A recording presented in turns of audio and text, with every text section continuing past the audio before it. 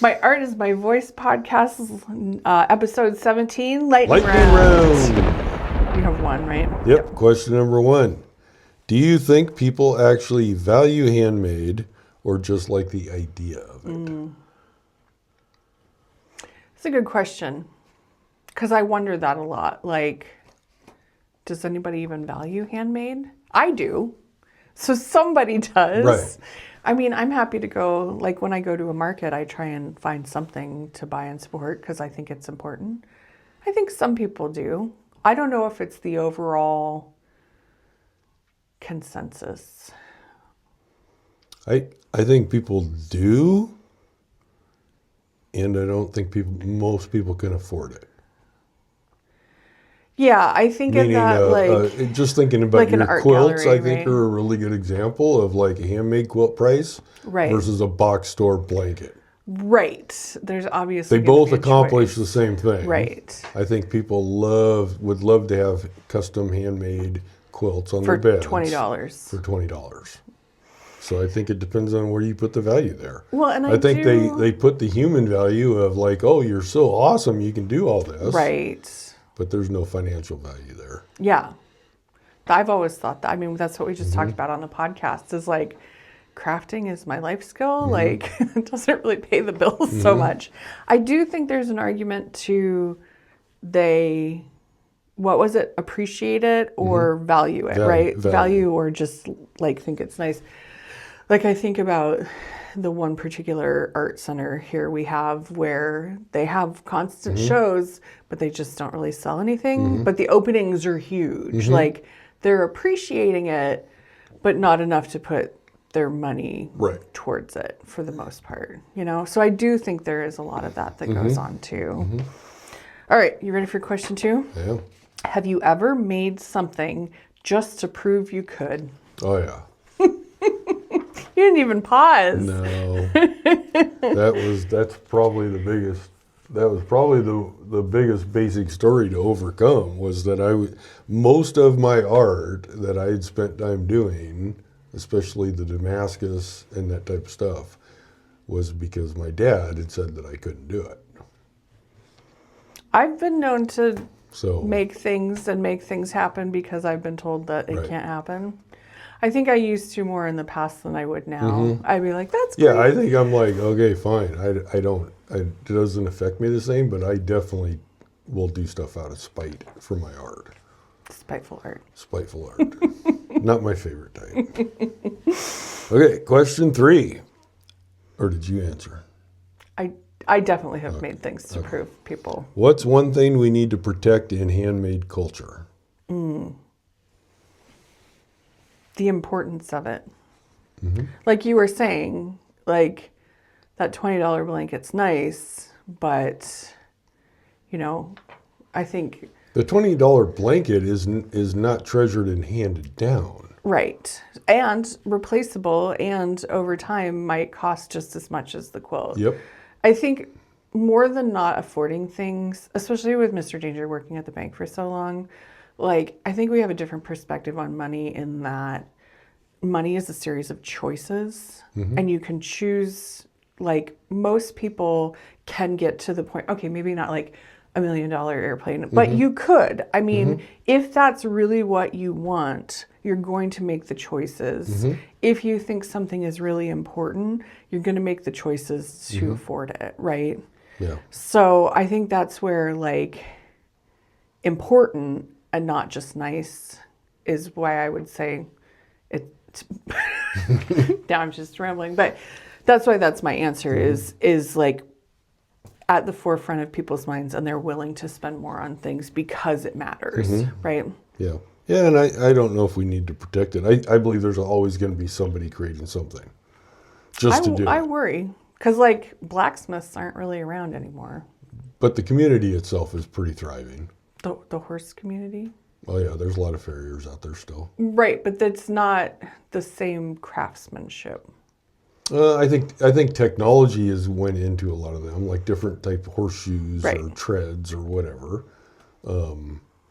But yeah, blacksmithing is an art that I think very few people can be truly successful at because of the time, man hours involved to create the projects. Right. But is it like it's dying because of that? Is what I mean. I don't think it's dying because there are schools, especially on the East Coast, that are dedicated to blacksmithing. Really?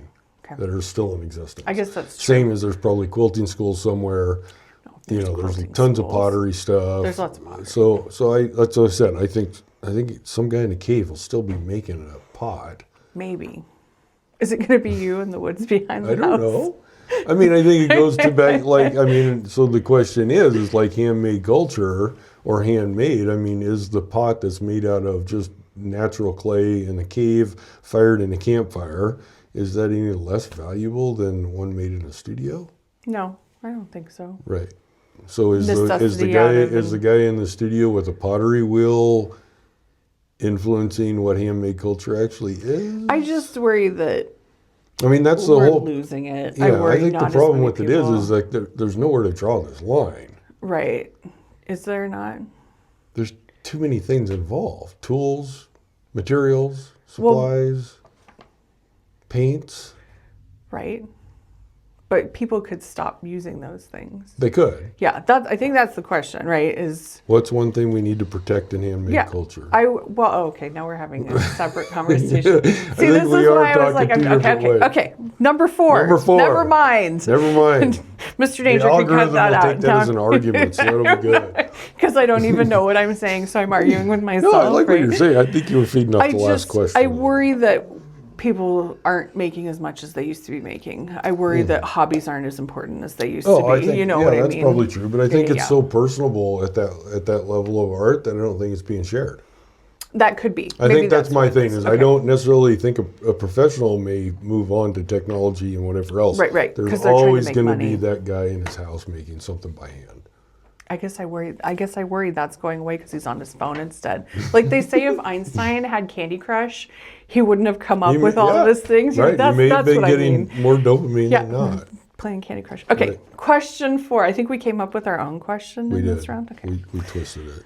Question 4. What's the difference between confidence and ego for you? That's a good question. Confidence for me is taking a compliment with a polite thank you. Ego for me was taking the compliment, talking about how difficult it was, how many things I had to overcome, just making a big show of it. Excellent. I like that. That's a good one. I like this because I think this comes in when I'm like, I'm not good enough because it's... Or trying to fit in with a group. Right.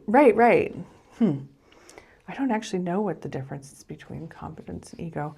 I think I probably don't show up as confident because I'm like, I don't even know what I think for me, an ego's more forceful approach. I think that's fair. Like I'm going to wedge the door open and make my appearance known or make my art seen. I like that because I've worked actively at minimizing listening to my ego as much as possible, and I feel like I come at things very gently.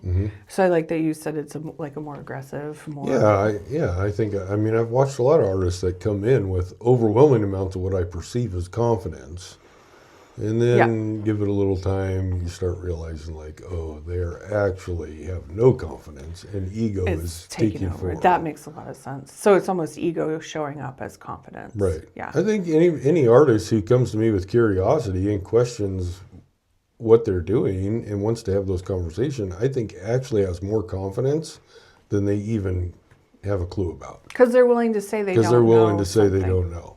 That's good. Whereas ego won't allow you to do that. Ego's not going to say that you don't know. Ego's going to say the work's great even if it's not. Yep. Okay, question number 5. What value would you want someone to feel from your work without saying it? Joy. Awesome. Is the joy a value? I think it's a value. I don't know why it can't be. I'm like, I don't know. Yeah. Yeah, because you know what? Like the coasters. So I'm going to work on some placemats because I have the posters? I can't words. The podcast was fine. This is why I was like, I was done. The coasters are like little joyful moments in the house for me. And we brought the pot holders in that I did my YouTube tutorial for.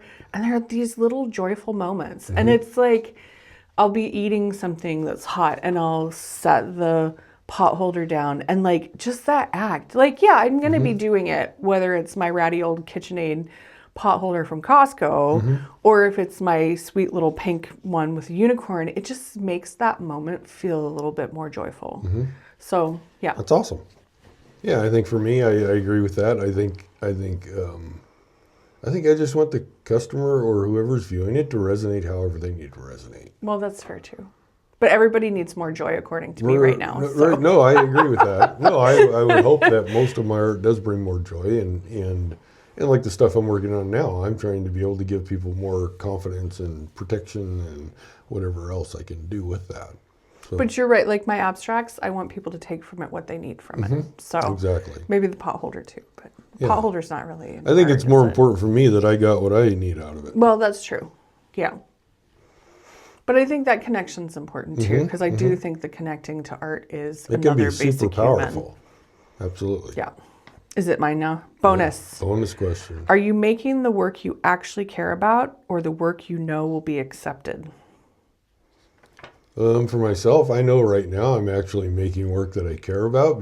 And so yesterday was free studio day at the studio, and I had some glazing to do. And the younger gentleman who kind of oversees everything that's going on, he started asking questions, and I started getting uncomfortable inside as to what I was doing and why I was doing it. And when I left, and I did finally explain to him what I had going on, and when I left, I was curious as to like, wow, that really made me feel uncomfortable. And it felt like a lack of confidence, but I've realized that I think it was the true self. It was an authentic Tom. And as much as open as I am, and everybody thinks, Tom's willing to talk about everything, and he's always authentic and he's always vulnerable, there are still stuff I have held back. So it felt odd in that moment. So Interesting. Yeah. Well, now I feel like nothing I say is going to be like, yup.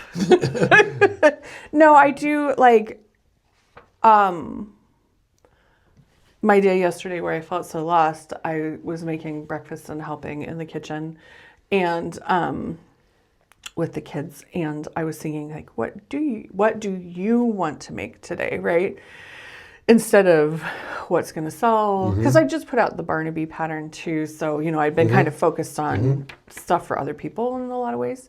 I mean, it's for me too, but it, obviously writing the knitting pattern isn't just for me. And I came up with, we could really use some improv placemats for the table and maybe some improv quilted table runner. Cause I had a Valentine's Day runner on for a while, but I took that off because it's not Valentine's Day anymore. So yeah, definitely. I'm like literally going to make placemats for the house. So Awesome. That's for me, right? I mean, the kids don't care.